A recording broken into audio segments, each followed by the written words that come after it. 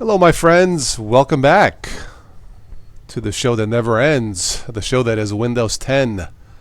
The saga continues. Now, you guys know that since the beginning, Windows 10 has been somewhat of a unique operating system, and really starting, since last year, late last year, multiple issues with updates, breaking other updates, so on and so forth. I was immune. I've been pretty lucky, I must say. Well, today, this afternoon, the Windows 10 bug, update bug invasion, I guess we can call it, hit my son's Dell laptop that he uses for school. He did some updates and no sound. I'm like, okay, we can fix that.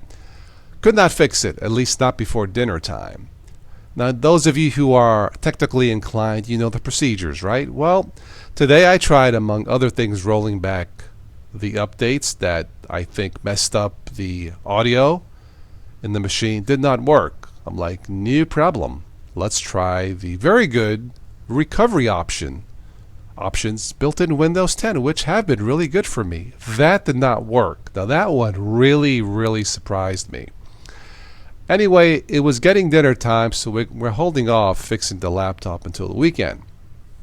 That being said, all things considered,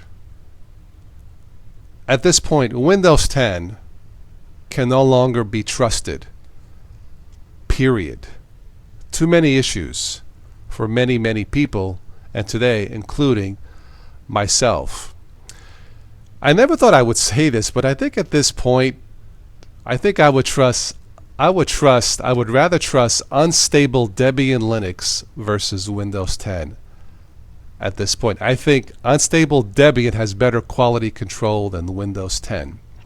And if Hollywood was going to produce a Godzilla sequel and wanted a new monster, create the Windows 10 Update Beast to fight Godzilla. And if they make that movie with the Windows 10 Update Beast, that beast would kick Godzilla's ass.